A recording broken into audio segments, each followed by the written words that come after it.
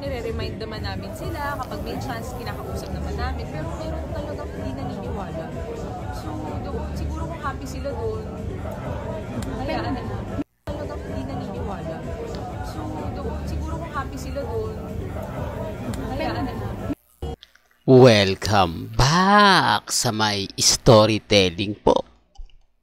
Dito mga ka-Aldab, umaayon talaga si Maine kay Alden Richards, no? Kaya nga po marami nagre-react na ano nga po ba ang pagkakaiba nito sa isang skandal? Di po ba? Kung pumapabor din naman po sila Mengay at si Alden sa ginagawa ng Aldab. Kung sinasabi nilang konsentidor si Alden, konsentidor din po si Mengay. Di po ba? Para patas. Kasi pangit naman po kung si Alden lang naman po ang magiging konsentidor Di po ba? Kung konsentidor si Alden Richards, di ganun din po dapat ang itawag kay Mengay. Kaya lang po, syempre mga ka-Aldab, kumbaga may mga bagay-bagay nga po na sinasabi naman natin na mahirap po talagang ipaliwanag. Pero kita nyo naman po siguro, ramdam nyo naman po siguro kung sino nga po ba talaga yung nagsasabi ng totoo at nagsasabi ng fake news. Tapos ngayon, tayo na naman po yung trending for the record po. Number 2 trending po tayo. Alden at Aldab. Ganyan po tayo kalakas. Biruin mo hanggang ngayon trending tayo. Tapos sasabihin nila, kumbaga hindi daw po tayo nagtitrending, hindi daw po tayo, well, sa punto na yan, hindi na po ako magre-react. Di po ba? Alam naman po natin na tayo yung wagi. Tayo yung panalo. Sa mga nagsasabi ng fake news, okay lang po yan. Di po ba? At dito po sa video na pinapakita ko po sa inyo, hindi daw po yan si Alden, hindi daw po yan si Maine. Ito po yung Jordan River na kung saan din nag-trending at tumatak po sa Aldab Nation. Marami kasi nagsasabi, ito yung mga panahon na to na pumuntas yung Eat Bulaga, pumunta po at lumusong sa Jordan River yung mag-asawa. Ito yung sinasabi na post ni Alan Kay. Tapos sinabi po ni Alan Kay dito mga ka-Aldab na natuwa lang siya at hindi daw yan si Mengay at si Alden Richards. Common sense na lang po ang sinabi ni Alan Kay. Binura rin po ito agad-agad. Pero maraming nakapanood din to, maraming nakakaalam din po nito. Dito nagkaroon talaga ng malalim na issue. Hindi po ba sinabi kasi ni Alan Kay na hindi yan si Alden at si Maine. Kahawig lang nila yan, natuwa lang ako kaya binidyohan ko, kaya pinost ko. Sa tingin mo, hindi mo kaano-ano, bibidyohan mo tapos ipopost mo. Para saan? Di po ba? Kaya lang syempre mga ka-Aldab, yung mga panahon na yan, mahirap po talagang maglabas ng magsabi kasi binabasag agad po kami niyan Sinasabi para mawala na agad yung issue.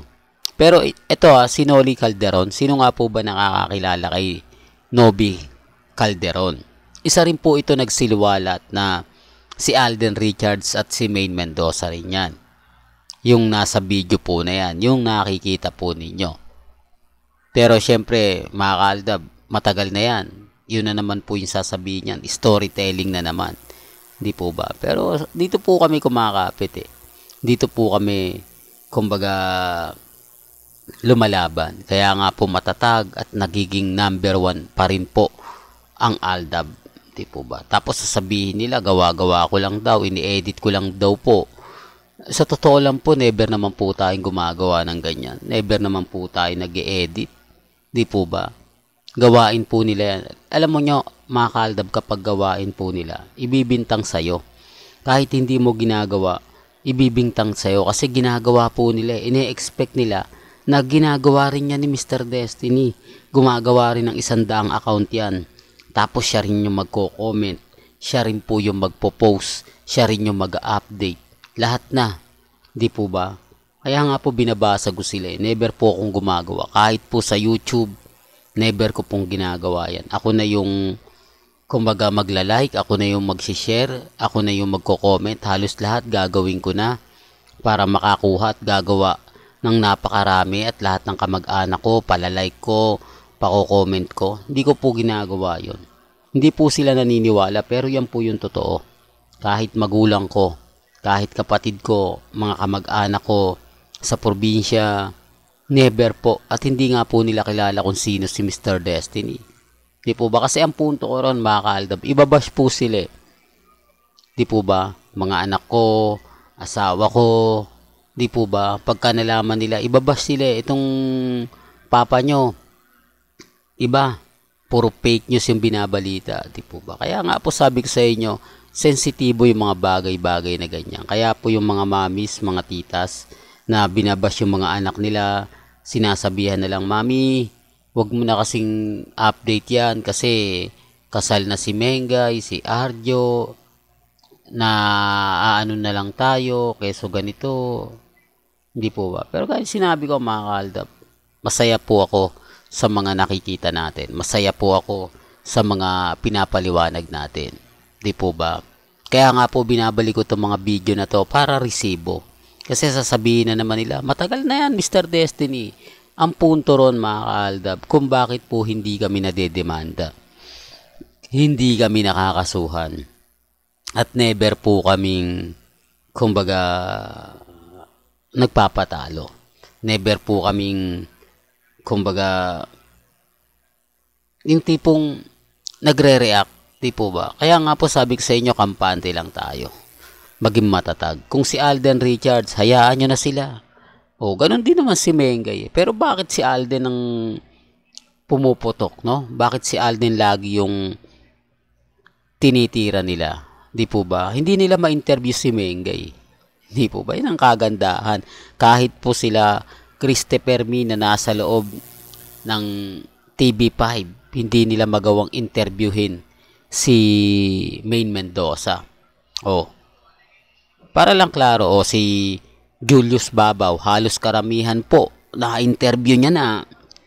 Halos karamihan ng mga nasa loob ng TV5, na-interview niya. Pero bakit si Maine Polkerson at si Congressman Arjo? Although si Ogie Diaz na-interview si Maine, pero si Congressman Arjo hindi niya na-interview. Pero si Ibiang na-interview po ni Ogie Diaz. Pero ang pinakamaraming interview, for the record lang po, si Ibiang at si Christopher Min. Pero nagtataka po ako ngayon, walang interview si Christopher Min kay Ibiang. Hindi po ba? So alam nyo na, mga kaaldab, na talagang may mga bagay-bagay na ayaw siguro ni Maine. Di po ba? Kasi dapat si Mengay nga po talaga ang magpapatigil. Kasi nagawa pong patigil ni Mengay yung issue dun sa iskandal. Di po ba? Ano nga po ba yung pagkakaiba ng may anak ka na, dalawa na anak mo, kasal ka ni Alden, o kasal kayo ni Alden? Di po ba iskandal din yan? Bakit pinabayaan po nila? Bakit hinayaan na lang nila? Di po ba? Taliwas po sa dati. Di, para lang klaro, para lang po sa mga dumadaan at sa bumibisita po. Kaya nga po ako kampante, kaya nga po ako matatag sa mga bulag at bingi, sa mga nagsasabi na, nako Mr. Destiny, move on ka na, tapos na yung boxing, talo na kayo. Okay lang naman po yun. Hindi naman po ako namimilit Di po ba? Basta ang importante lang naman po kung ano lang po yung latest, kung ano lang po yung trending, kung ano lang po yung pinag-uusapan. Sa dami po ng mga ina-update natin, sa dami po ng mga sinasabi ko, may mga bagay-bagay po talaga na tinatamaan. May mga bagay-bagay po talaga na nasasaktan, especially yung mga taong kumbaga pusong mamon. Kaya nga po nandito si Mr. Destiny para magbigay sa inyo ng mga update at kaganapan. Well, hanggang dito na lang po yung updates natin, mga kaaldab. Kaya kung gusto niyo pa po ng pinaka-latest at sariwang update, abay tumutok lang po kayo dito po sa channel ni Mr. Destiny para updated po kayo sa mga latest at sa mga bagong video po na ilalabas po natin maya-maya lang. Kaya kung bago ka lang sa channel na to at isa kang true-blooded Aldab Nation na nagmamahal kina Mengay at Isoy, tama po ang channel na pinuntahan mo, kaya consider na po kitang bagong subscriber. At huwag mong kalimutang i-share ang mga video po natin sa mga mami, sa mga titas, at sa mga senyor. Hanggang sa muli, salamat po sa panonood at pakikinig.